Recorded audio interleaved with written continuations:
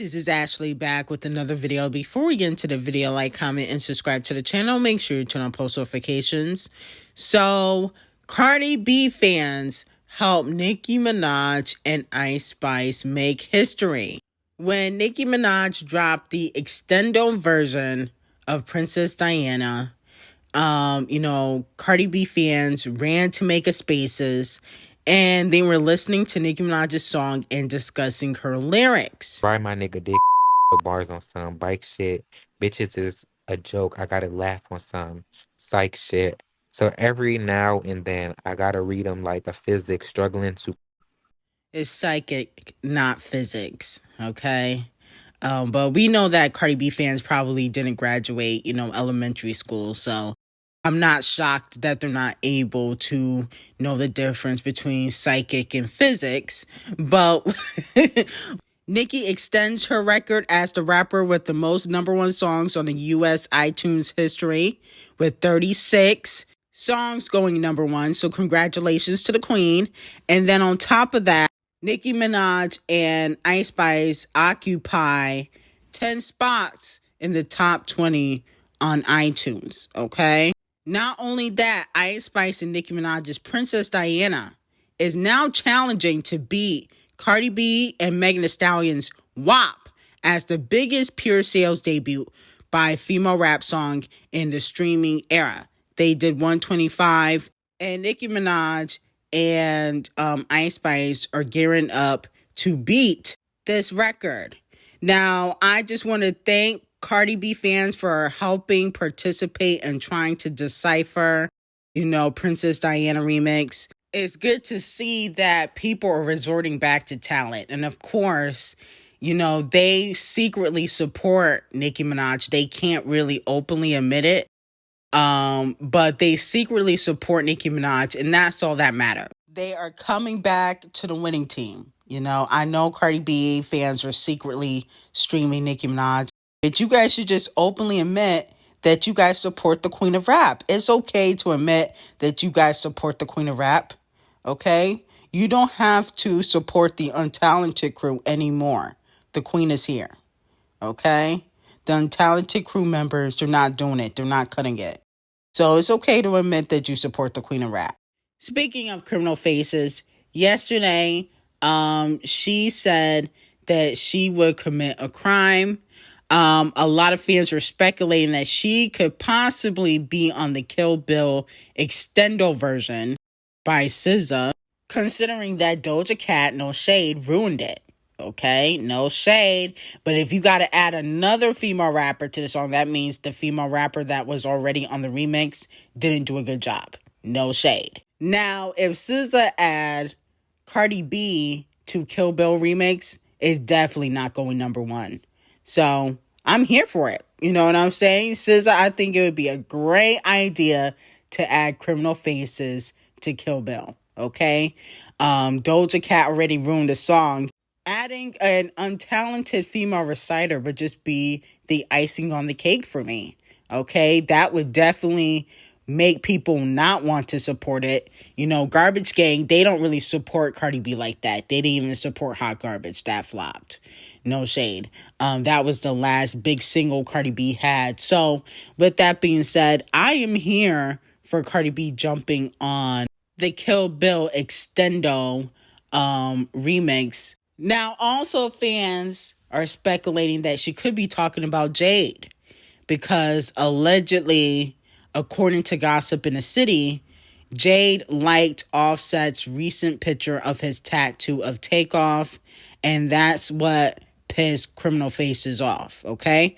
And I'm here for Cardi B throwing bottles again. Maybe her ass would go back to jail, okay? Finally. Okay, this is like strike 3 for her, committing crimes against, off the cheats mistresses. So I'm here for that too, but I don't know if that was Photoshop, because I checked the likes and I didn't see Jade, okay? But that's what Gossip in the City said. So if Jade is there, I see nothing wrong with Jade liking a picture of Off the Cheat, okay? Because at the end of the day, that was her man at one moment in time. They was smashing. That's why Cardi B threw the bottles in the first place. Okay, so you gonna have to share. Now, Scratch Off and Sweetie allegedly got something coming out. Sweetie is looking for a hit. And like I told you guys, like a few months ago, she trying to get collaborations with Glorilla Glue, Scratch Off. She wants to work with Lola Brooke. She just looking for a hit. Okay, she wants to work with Ice Spice. She is desperately looking for a hit. And then on top of that, Scratch Off decides to clap back at people saying that she was photoshopping. Okay, she says she just expanded the picture. Okay, but if you got to expand, dum-dum, then you photoshopped. Okay, I don't know if Scratch Off doesn't know what photoshopping is. If you got to edit the picture, you technically photoshopping it, bitch. Okay, get it together. I think Scratch Off is in real life delusional. Moving on to Megan. Her rollout is beginning. Okay, she claps back and responds to the Tory Lanez verdict. Okay, she said in Elle magazine, "Not only did I survive being shot by someone I trusted and considered a close friend, but I overcame the public humiliation of having my name and reputation dragged through the mud by the individual for the entire world to see." Okay, so a lot of people are speculating that she's talking about, clearly, Tory Lanez. Now, some of Megan's fans are not too happy about this interview. Some fans would prefer her not to speak on the Tory Lanez situation because people might bring up the fact that her story changed too. Okay, that's what the fans are saying on social media. But I think that she had to give a statement. I'm not shocked that she did because Roc Nation was going to make her. Okay, she had to say something about the Tory Lanez verdict. She couldn't just say completely nothing. So let me know how you guys feel about it. And if you guys think that this rebrand will help her or will it hinder her career. I think the rebrand will help Megan try to get into Hollywood and get brand deals. You know what I'm saying? But musically, I don't still think people are going to mess with her like that musically. But I don't think it has anything to do with the Tory Lanez situation. I don't think that Megan is putting out her best work because she's going toe-to-toe with Carl in court. So, of course, you don't want to put out your best work and you hate your boss. So I'm not shocked that she's putting out music that is kind of mediocre that people are not really feeling. And then she probably going to lose a lot of black men support. You know, men are not going to want to listen to Megan Thee Stallion like they listen to Glowfish and maybe, Nicki and Cardi B. You know what I'm saying? So she's going to have, some issues with, like, especially straight men. Gay men might listen to Megan, but not straight men. Okay? So I think she's going to have issues getting male supporters. Moving on to Chloe. So is Chloe being sabotaged? Because why the hell is Chloe selling tour tickets for $5 to $7? Okay? Now, yesterday when you guys were telling me, her tickets were like, $2 to $5, I thought y'all was joking. I thought that was a prank. But allegedly, some of her tour tickets range from $40 to like $20 to $5 to $7. And I don't understand why she would sell tour tickets for $5 to $7. Like, you're not recouping nothing when you sell tour tickets that low. And I understand her album sales were really low.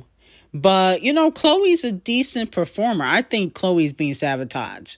Okay? But I try to warn Walmart Beyonce for the past 2 years that, Queen Bee was not really messing with her. Okay, I bet you if Blue Ivy was on tour, Blue Ivy don't even have to sing. If Blue Ivy did a meet and greet right now, I guarantee you it would be like $500, $300, or even $1,000 per ticket to meet Blue Ivy. Meanwhile, y'all are meeting Walmart Beyonce for $7. Okay, how does that make sense? Does she realize she being sabotaged? She's not gonna make no money off of this tour. That's where artists make the most money, is on tour. But One More Yonsei not gonna make no money with $5 to $7 tickets. Okay, how's she gonna pay her dancers and the people that are working on the tour set? This is ridiculous. I think One More Yonsei need to listen to me and take the Zendaya route. Moving on to Queen B. Fans are accusing Queen B of using payola since Cuff It has fallen down the charts, okay? A lot of fans are speculating, since Cuff It was breaking all these records, that Queen B was getting payola. Now, here's my thing. I think people got to realize that a lot of artists get a lot of radio play, and that's what keeps them on the charts. Once that radio play is removed, you naturally will fall out of the charts, okay? Or fall down the charts. I mean, look at Champagne Thickums. I don't see y'all calling Champagne Thickums out, and he had payola. I mean, nobody was listening to Drown and Rescue. That shit was trash, okay? Garbage. But it went top 5, and it only had 3K in pure sales. Last and definitely least, Carisha said in a new interview with The Cut that she is no longer sucking on Diddy's toes. They are completely over, and she wants to change the way that she speaks, okay? Because she doesn't want to sound ghetto or illiterate. Let me know how you guys feel about that. So Carisha Please, in my eyes, is completely over, if that's the case. And I wouldn't be shocked if Diddy starts stopping her bag, to be quite honest, like he did with Cassie. People are saying, well, you know, her podcast is moving over to Complex. But Revolt made it what it was, okay? It moving over to Complex is not a good idea, okay? She might as well just make her own YouTube channel and do it that way. I don't think Complex really can help Carisha Please. I do feel like Revolt was a better platform, but now that explains why we haven't gotten no new interviews, okay? And like I said before, I wouldn't be shocked if Diddy stopped that bag. But anyway, I got some tea over on Patreon on the Chart Obsessed Queen and Frank Ocean. Link will be in the description. I will see you guys in the next video, and have an amazing day.